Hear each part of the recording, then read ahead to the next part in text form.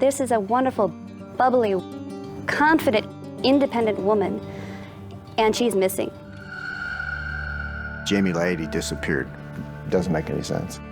She's a college graduate from the University of Michigan, respected within her community. People of her background and stature don't just come up missing for 10 weeks and nobody hears from them. How can one of my best friends have been missing for 10 weeks? How did it come to this, that she could be gone so long and nobody reported it? I couldn't believe that it had been that long, that nobody had noticed. It was absolute craziness. Well, Phoenix in the metropolitan area is the 6th largest city in the country. It's a big valley, and it's surrounded by desert on all 4 sides. I believe Jamie Laity came to Arizona to establish her own identity. Jamie was a very private person. She kept to herself. She wasn't close with her family. She just kind of had a, don't ask me about my parents kind of thing. So the only person that saw her on a daily basis was her live-in boyfriend, Brian Stewart. Jamie and I dated for nearly 3 years. She's always refused to talk about her past or her family. Every time that Jamie saw her parents, she was terrified. It was a very different case than just about everything else that we work. There was no blood. There was no body. There was no evidence of a crime scene. There's no smoking gun in this case, but there is a lot of burning matchsticks. Jamie's lost. We don't know where she is, and it's really sad. She was a good person, and she didn't deserve this. I believe Jamie was murdered because there's no clear explanation as to where she is now, what happened to her, and why. Jamie Laity is alive. She took $100,000 of Daddy's money, and she left the state of Arizona. He's a very convincing liar. Bring it on. I know she's alive.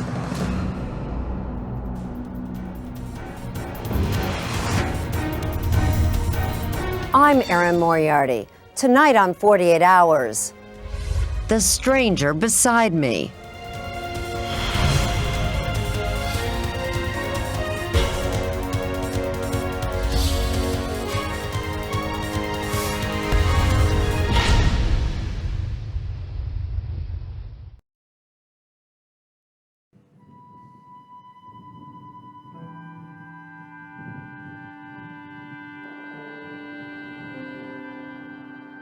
When Jamie Laity disappeared in March of 2010, none of her closest friends noticed for weeks. The truth is, Jamie had been fading from their lives for nearly 2 years. After your friend stops making an effort, you kind of stop too. But I never thought Jamie would have been the one to stop making an effort. It was completely out of character for the sweet California girl they all met as freshmen at the University of Michigan. She was a good friend.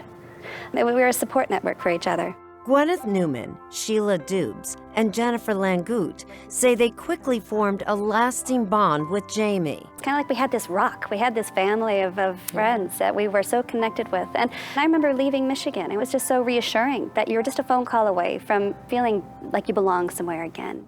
They call themselves the 516 Girls, referring to the address of a house they shared in Ann Arbor their senior year, and where they were passionate supporters of Michigan's Big Ten football team. We were obsessed with U of M football. No one was a greater booster than Jamie. I think I always picture her in my mind on football Saturdays, you know, charging out to the stadium. Sheila says that she and Jamie had a special connection. We were both from immigrant families. And both were under heavy pressure to succeed. I think our fathers were kind of the same. They put a lot of pressure on us to do really well in school, but I think she just wanted to make it on her own. Vani and Jimmy Laity came to the U.S. from Thailand in search of a better life. They admit they pushed Jamie to go to medical school. You think that because you were pushing her to go back to school, Right. she might have pulled away a bit? She said, she's a big girl. After graduation, Jamie landed in Phoenix, Arizona. The Big Valley was booming, the perfect place to blend in and make her own way. She eventually found a high-paying job selling medical supplies. And while it consumed her time, she managed to maintain her now long-distance friendships. We emailed each other a lot. Even though we all ended up in different locations, I think we still look to each other for support. But the weddings were the big thing that kind of kept us together. But far away in Arizona, Jamie was lonely, so she joined a local University of Michigan alum club, where she found friends who shared her deep love of Michigan football. Marlena Buffa was the group's president. She was enthusiastic, but still she was reserved and quiet. But when she caught the eye of a handsome young fellow Michigan fan, Jamie found romance. She was hot. I mean, how else do you put it? Brian Stewart says the attraction was immediate. She had a really good smile and really got enthusiastic about the football games and would jump up and cheer and would sing with the fight song. They started dating in the fall of 2007. About a year later, Brian moved into the home that Jamie owned in the trendy Phoenix suburb of Chandler. She was the breadwinner, making well over $100,000 a year. Brian, a personal trainer, made much less. Did she pay most of the bills? Most of the big ones, yeah. But it's not like I was dependent upon her. Did you love Jamie? I still love Jamie. You know, I just want Jamie to be happy. It's hard because I don't know if Jamie knows what it takes to make her happy. In August 2009, Jamie suffered a crushing setback. When the economy took a big downturn, she lost the thing she valued most, her high-powered job. Her career had been going so well for so long, and I think this was a pretty major blow to her. She searched for months in Arizona, Florida, New Jersey, but Jamie couldn't find another job. When the real estate crash hit Chandler and her property value plunged, Brian says she became despondent and even more withdrawn. You know, it was like when it rains, it pours. For Jamie, it was pouring.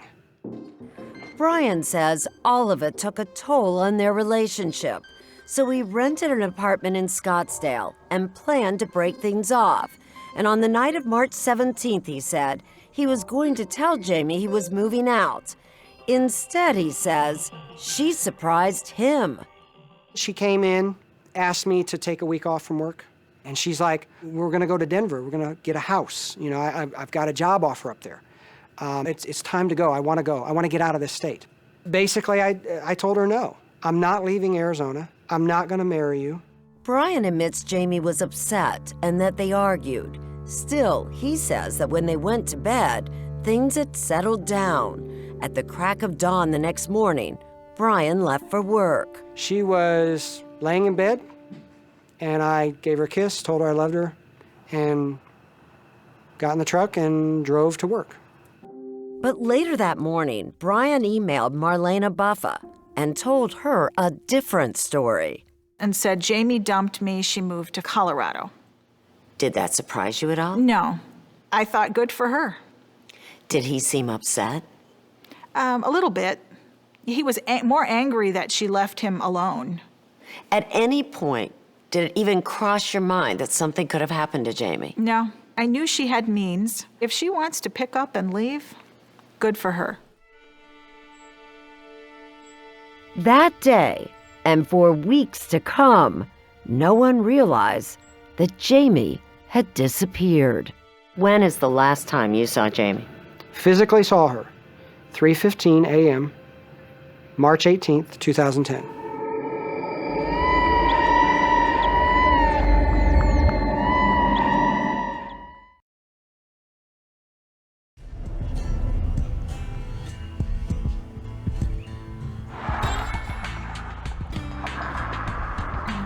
There she is. Jamie Liety had always been fiercely private, but by the summer of 2009, she was practically reclusive, cutting herself off from nearly everyone except her live-in boyfriend, Brian Stewart. We never had anybody over for dinner. We never had any parties. Nobody came over to watch television or to just hang out. Why not? So, one of the great mysteries. I don't know. Even Jamie's parents say she was more distant than ever.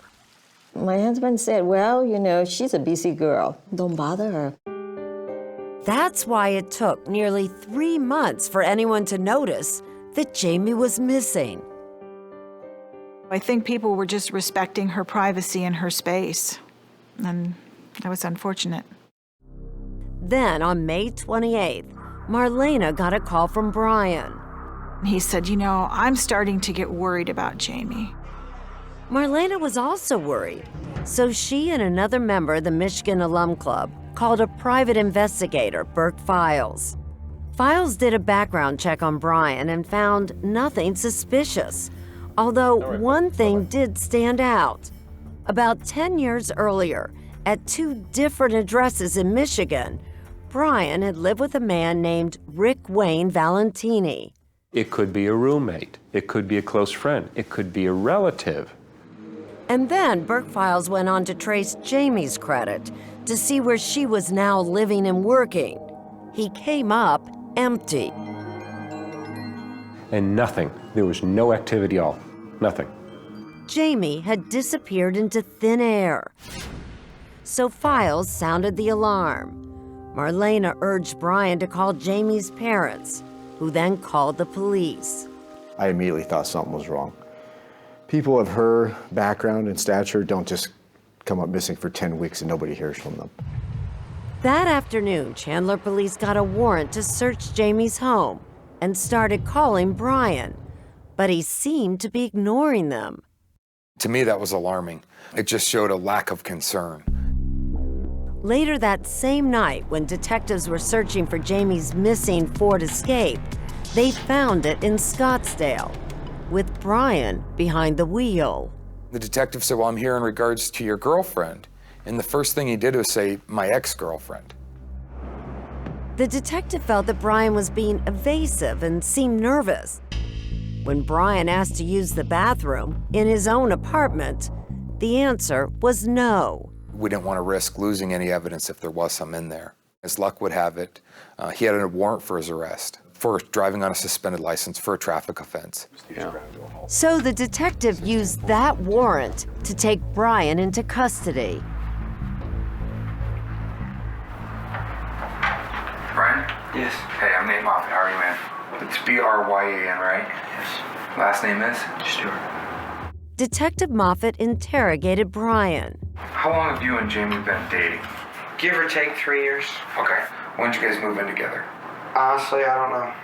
Okay. Were you cheating on Jamie at all before? No.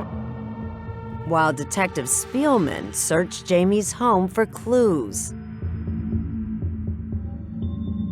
Walk me through what happened around March. It was simple, really. She hated everything about the state. She wanted out. Now, she'd been up there for interviews.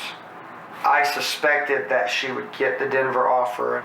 So, you know, he's saying she went to Colorado, yet all of her suitcases are there and her passport's there. All these things that she would need to travel are there at the house. But Jamie's wallet and driver's license were missing. I was concerned, but the possibility did exist that, you know, she just left and she doesn't want to be found. But at Chandler PD, Moffitt smelled a rat and started pressing Brian. Did you hurt Jamie? Okay. Did you have anything to do with her disappearance? You have nothing to hide? No, But things just didn't add up for Moffitt. There were just too many inconsistencies.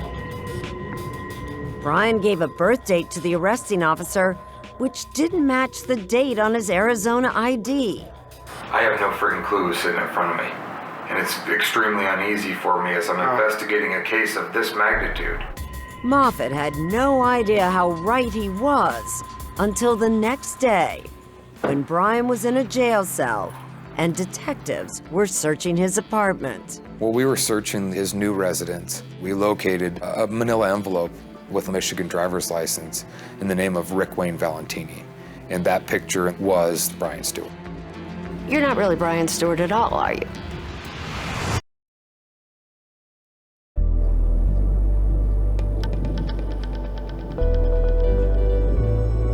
On the night of May 29, 2010, as he interrogated Brian Stewart about his missing girlfriend, Jamie Leody, Detective Moffat knew that Brian wasn't telling the truth. I mean, you're talking a woman who's been gone for 2 months now. And I have a person in front of me that has different social security numbers, a couple of different dates of birth. You're not really Brian Stewart at all, are you? To me, I am. But not legally, are you? Well, legally, I'm not anything. Actually, legally, Brian is Rick Wayne Valentini. Remember the roommate that private investigator Burke Files noticed in Brian Stewart's credit history? Well, there was no roommate, just this guy, Rick Valentini, who was preparing to change his identity. In our modern world with the databases, you just can't turn on a new name, a new taxpayer ID number, a social security number. You have to age it, you have to season it. In October 2001, when the name Brian Stewart had enough of a credit history, Rick Valentini disappeared from Michigan. Days later, a man named Brian became a resident of Phoenix. Driving from Michigan to Arizona, that's all I did. Brian Stewart, Brian Stewart, Brian Stewart, Brian Stewart. I was always saying, listening for Brian Stewart, because it's a new name. A new name and a new man, according to Rick. The kind of man he always wanted to be. And he insists that whether legal or not, he is now Brian Stewart, and would only agree to an interview if we would use that name. And if you don't want to accept that, I don't want you around, I don't want you in my life. Why not change your name legally? Why go to the trouble of forging a birth certificate? Well, it was my understanding that to change your name legally would take years. Brian claims he wasn't running from the law, just leaving behind what he describes as a tragic childhood. Everybody takes their name for granted. Your name is the very core essence of who you are, of what you are. And you find out that it's all a lie. And then you find out that your own father doesn't even know you exist because your own mother didn't bother to tell him.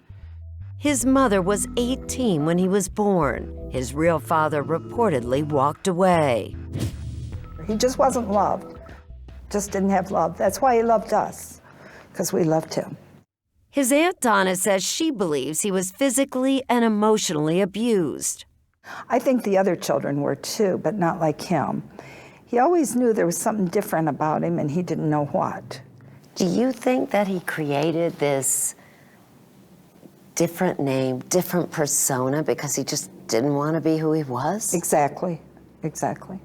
But when detectives started looking into Rick Valentini's background, this is what else they found: 3 ex-wives and 2 daughters. Hello? Hi, is this Cynthia? This is. Hi, Cynthia. Detective Dave Selvage from Chandler Police Department. One of his exes told Chandler Police she thinks Rick is just a deadbeat dad on the run. He owed, from what I understand, quite a bit of back child support from Wendy, his first wife. His oldest daughter, Amy, was a baby when he left. He never called, never talked to me, never contacted me. When your mom finally told you about your dad, what did she say about him? What kind of guy he was? A really bad guy, a liar. She told me that he always lied all the time. He lied about lots of things. In Phoenix, his whole life was a lie. He told everyone, including Jamie, that his parents were killed by a drunk driver. He pretended to be 8 years younger than he is and boasted a hero's military record that was complete fiction. When you talked to Detective Moffat, when he sat you down, he asked you about your military record. And you said you'd been to Iraq and Afghanistan. You hadn't, had you? No, you lied. You lied. Yeah. Rick Valentini, aka Brian Stewart, was an enlisted man, but he was dishonorably discharged after going AWOL and stabbing 2 military officers in the hand and leg. He served 2 years in a military prison. He never mentioned that to anyone either. Freeze it. You tell a lot of stories, though, don't you? I have a lot of stories to tell. But you tell a lot of lies. Lies mixed in with the truth. Like the lie that ultimately made Jamie Laity trust Brian with her life. You never actually went to the University of Michigan, did you? No. But you let people think you did. Sure. Why? It was just a tie-in to my home state, and it was just part of the pride that I had. I've been a Michigan fan since I was a little boy. He was right in there, and boy, he was a Michigan man. And it wasn't just that fanaticism that conned the alumni group in Phoenix for 4 years. Brian also had a fake diploma. He's fooled all of us. We're talking hundreds of people here and 20 or so board members, many of them attorneys and judges. News of Jamie's boyfriend's double life went viral and made her disappearance even more alarming. This doesn't happen to your friends. No. This does not happen to you people you went to college with that you call your sister. This doesn't happen to your family. You don't have friends who meet people who have double identities. Did you begin to think that maybe Jamie was dead? Yes. And did you think he might have killed her? Did you kill Jamie? No. I've never killed anybody in my life. Not ever. Did you two fight that night? Were No. you angry with her? No. She told me that she was going to be leaving the next day. And where was she going? It was my impression, Denver. But detectives who had already discovered several suitcases in Jamie's home couldn't find any evidence of Jamie ever leaving for or arriving in Denver. Brian says that's because Jamie didn't want to be found. I taught Jamie how to create a whole new life for herself. That included a new identification, a whole new persona, a whole new way of looking at things. Are you saying that you helped Jamie change her identity? Yeah, I showed her how to do it. The only thing that she ever lived for was to be free of her family. She wanted to be on her own. He's too smart. Why would he have stayed there for 10 weeks? If he killed her, why wouldn't he have just left? He'd done it before, why wouldn't he do it again?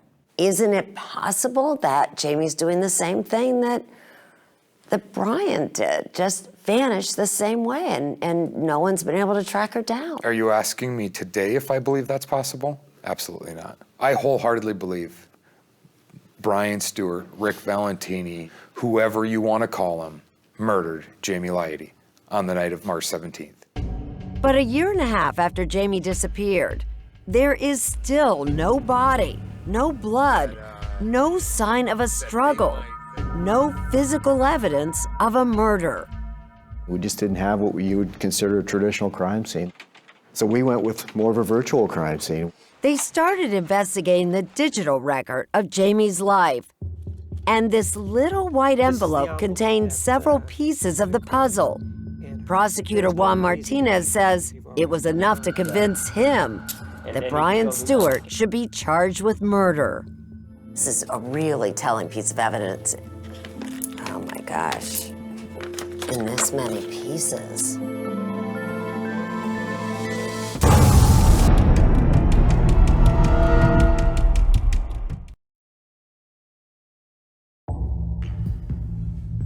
In June 2010, Brian Stewart was charged with fraud for forging a new birth certificate and changing his name illegally.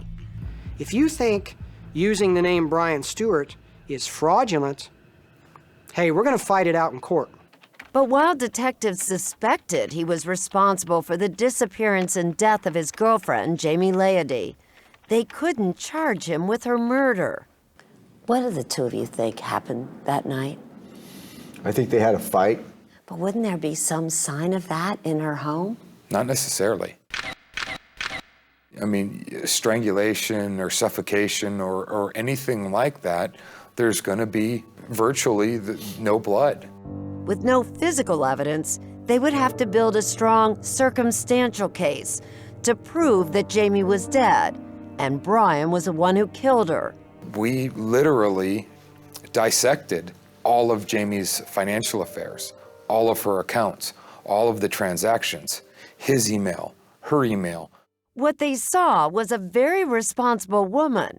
I mean, she was a person that stayed up on her emails, she returned phone calls, she paid all of her bills on time until March 17th. Then she didn't do any of those things.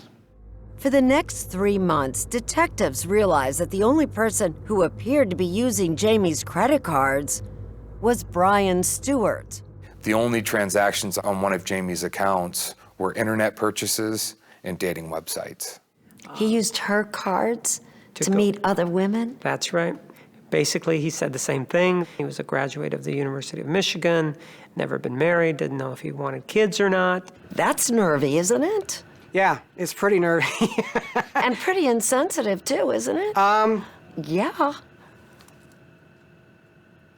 You know, a little, because, well, let me explain. You used her credit cards to go on dating sites to meet other women. Well, you know what?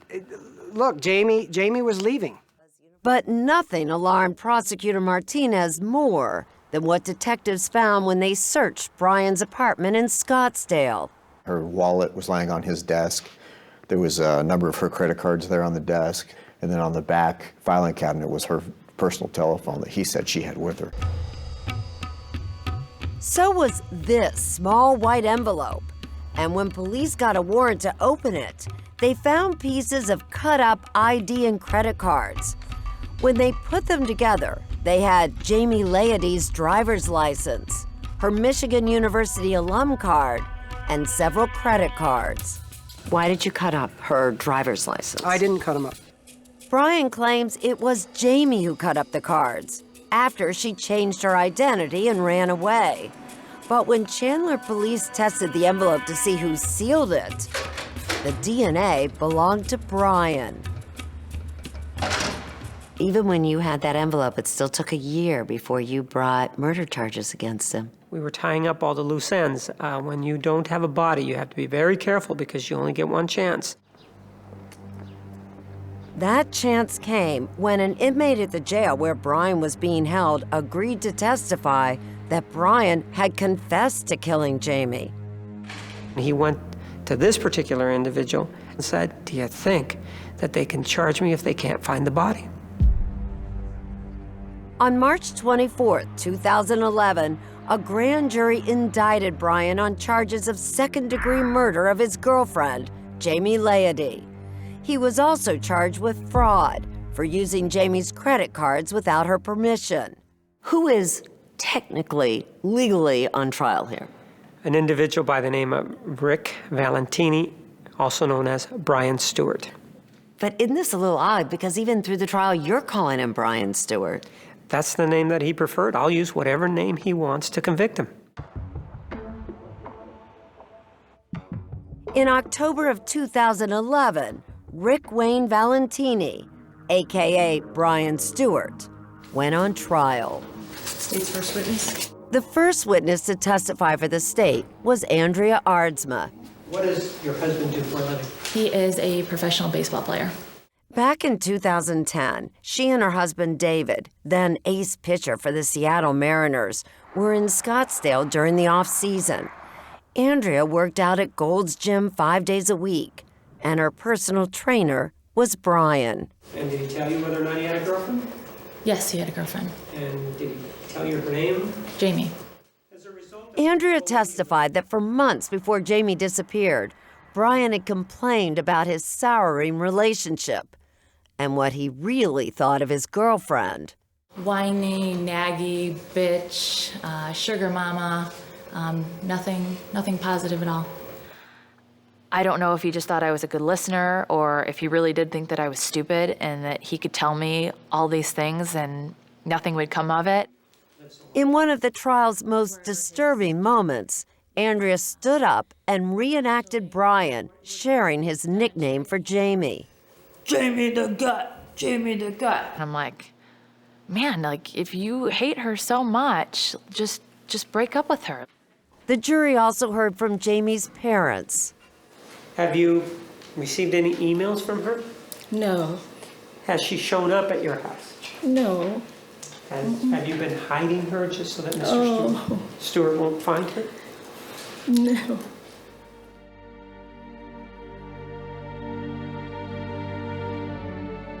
But some of the most significant testimony revealed that Jamie had found a new job. And not in Denver, but right here in Phoenix. She's very excited about her new job, and we're looking forward to working together on March 18th.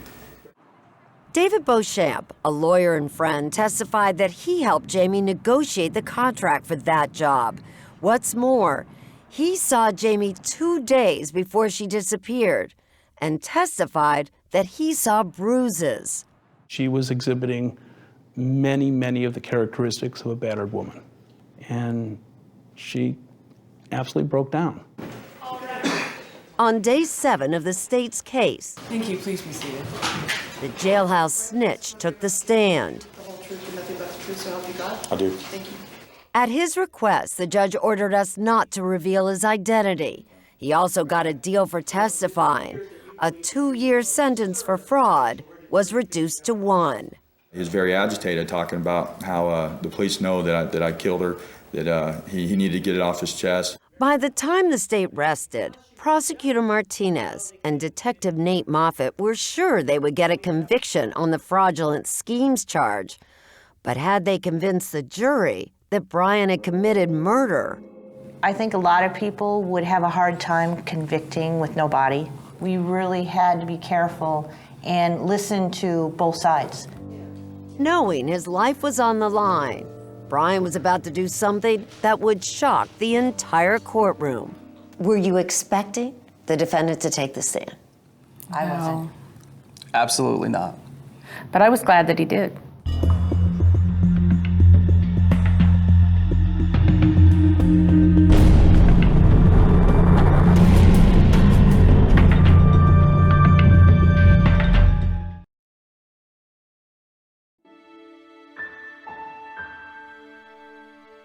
Pieces of a driver's license and credit cards. A closet filled with shoes and purses. The evidence at trial is a daily reminder of what Jamie Laety's parents have lost. So hard every time they mention her name. It's hurt me so much. That I'm thinking that I'm not going to see her anymore then. And as the defense begins, Jamie's mother has one wish. The whole time I've been praying that I hope he take the stand. Why? Because then they can see through him. Her prayer is granted, despite his Fifth Amendment right to remain silent, and very much against his lawyer and most any lawyer's advice. Stand up, raise your right hand. Brian Stewart boldly and defiantly takes the stand. I do. I am the only human being who knows what happened. I'm the only human being who knows why things happened, when they happened. What was your relationship like? It was, I would say, 95% great. Did you argue? No, not really. He appears confident and relaxed, but after all, it is his lawyer asking the questions.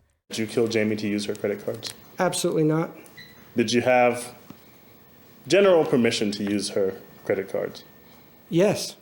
Brian insists he didn't need to steal from Jamie. Why do you feel that you had permission to use the cards? Even from our first date, it was literally an instruction to use them. And then he drops a bombshell, claiming that long after Jamie disappeared, she was still in Phoenix and would visit the house they shared and his new condo when Brian wasn't around. Because I would get back to my condo and things would be moved around or things would be left behind. Okay. Now, how did she get into your apartment? She had a key.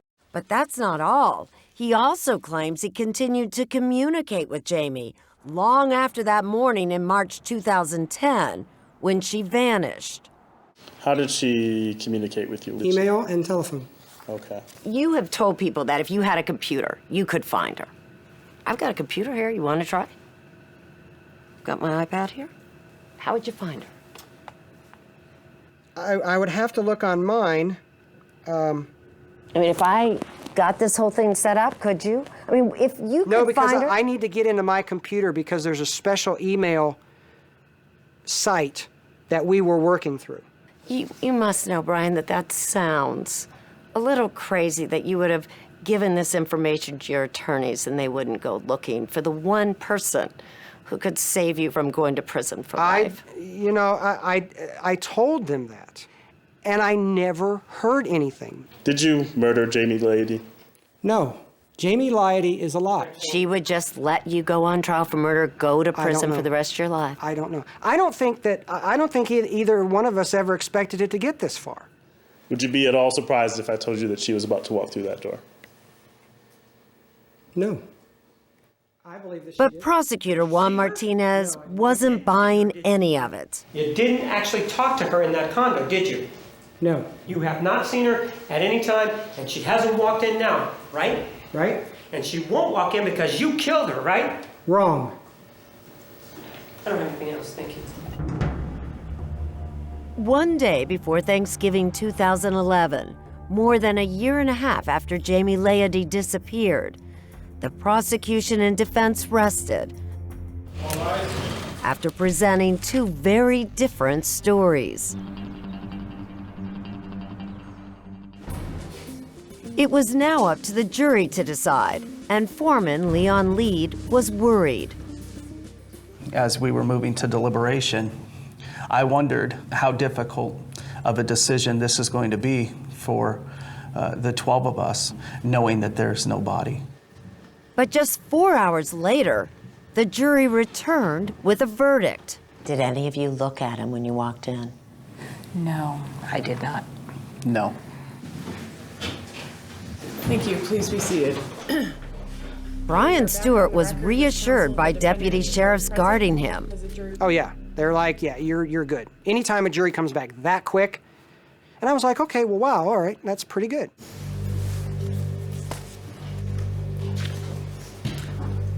We, the jury, duly impaneled and sworn in the above entitled action upon our oaths as to count 1, second-degree murder, do find the defendant guilty. Guilty. Jamie's parents were overcome. Are these your true verdicts? So say you want to... Guilty, that's all I heard, and I lost it. I was so happy. And then there was more. As to count 2, fraudulent schemes and artifices, do find the defendant guilty. Signed foreperson. Brian Stewart couldn't believe his ears. I just sat there. Like, to me, my life was over with.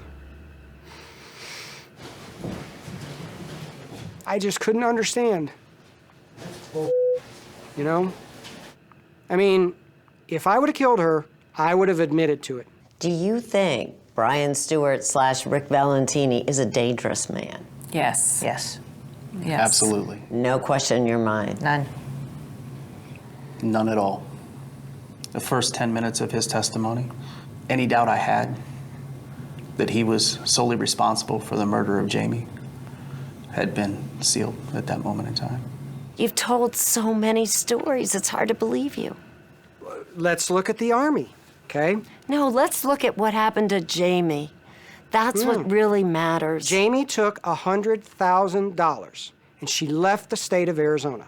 I've said it for 18 months, I say it now, and I'm gonna say it for the next 18 years.